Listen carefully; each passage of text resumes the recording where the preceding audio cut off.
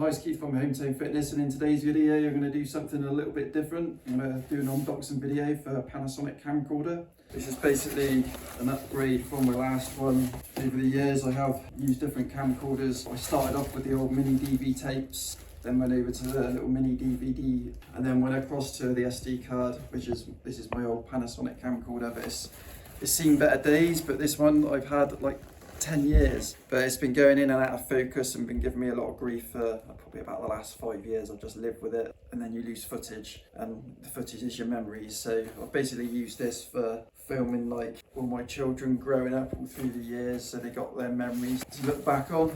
So Christmases, birthdays, everything to do with like the school plays, football, that sort of thing.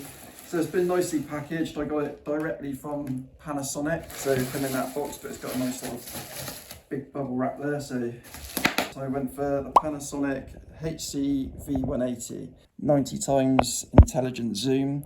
So that goes further than my previous one, which was 72. I've noticed as well that this was a 32.3mm wide, but this one's a 28mm, so a wider field of view, so it'll be able to fit more in, so it will not have to go so far back. So if my daughter wants to vlog, she can vlog. These are just great for holidays, and I filmed my wedding blessing, so just left it on a tripod.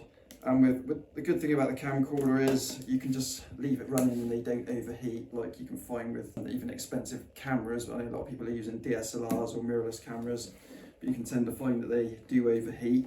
But with this, you can pretty much run them all day long and they don't tend to overheat. It's what they're built for as well. At the end of the day, they're built for filming and left running. Just left that running in the background, filmed the whole wedding blessing. Nobody needing to do any work, just did the whole thing. Like, I know a lot of people use their smartphones, and smartphones are great. With this, it's nice to have the actual buttons and the actual feel of the actual camera itself. So again, it's in bubble wrap. The new one just here, very much the same as the other. So it's got here camera shutter there to stop all the dirt and everything getting in there. Full HD. It's a 10 megapixel camera as well. You can take some still images. They're never going to be as great as they are on a proper camera, but of course this is built for filming.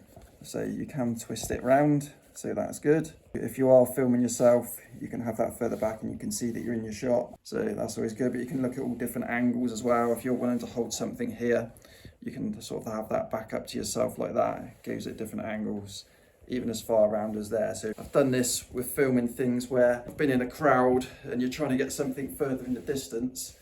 And with this, if you can't see over certain people taller than yourselves, you can go like that, stretch your arm up, and you can still see what you're filming. So that's what's really good about it. Whereas, especially if you've got your phone up there, you can't really see what's going on. You're just hoping it's in the shot. What I really like about this over smartphones is the zoom.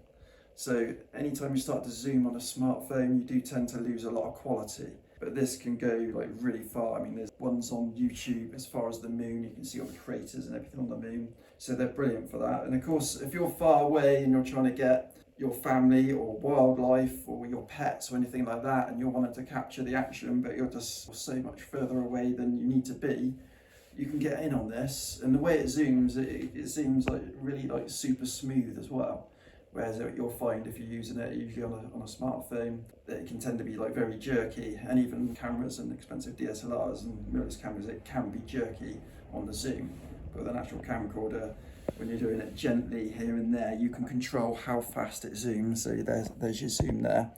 But that's also where you can toggle when you're watching back for your volume to plus and minus the volume. A button on top of there to take your snapshots. Okay, so if I move it around here, we can see, for starters, we've got the strap that holds it nice and steady. Pop that back there, and there you go, the DC in, so that's where you charge it up.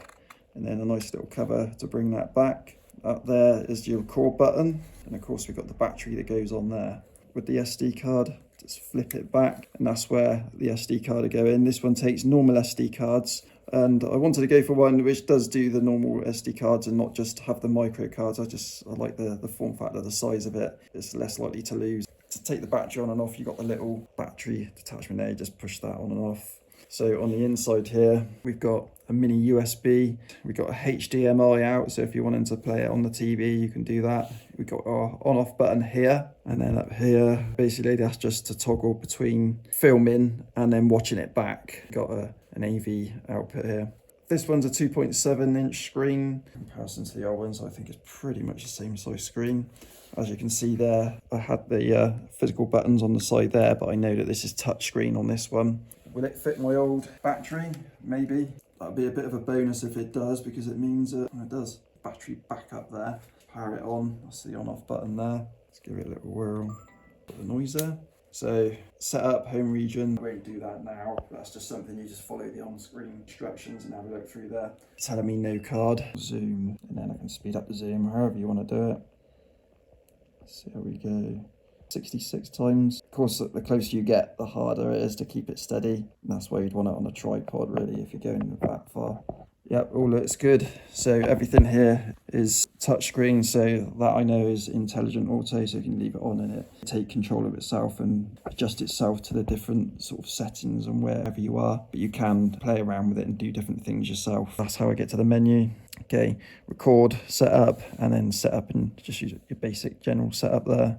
That's the one I would leave it on. I know you can go in and change these things, but anytime you go into digital zoom, it does tend to sort of like really start to distort and pixelate, and that's what you find on mobile phones. I'm sure that technology is bound to maybe catch up one day, but most of it's done through software, whereas this is the actual device. And I don't know if you'll ever be able to beat just using software with using the actual device, because if you look at this whole thing here, this whole barrel, it's basically a zoom lens and it's moving up and down. But when you're trying to do that in a camera phone, you remember they're very thin. So how are you going to do that? What you can get out of a smartphone is amazing, but I do like the form factor and just being able to hold it. It's so simple just to record on and off. It's brilliant. You've got to remember as well, your camera on your phone is being used via an app, and sometimes the apps crash, and when they crash and you could be there filming and thinking it's on, you're there, you're checking your footage, it's like, oh, it's not even there, it's gone.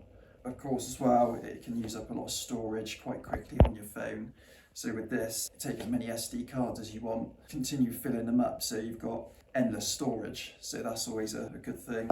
So if you come back over here, I would leave it on that one myself. And then you've got optical image stabilization, so active, and that's on. So with that, it's like when you're moving around, you're not going to get camera shakes like you would do on other certain cameras. That's what this has got it built in on the lens, so it helps you to keep your shot nice and steady. So different record formats. AVC HD, that's the one I tend to use most of the time.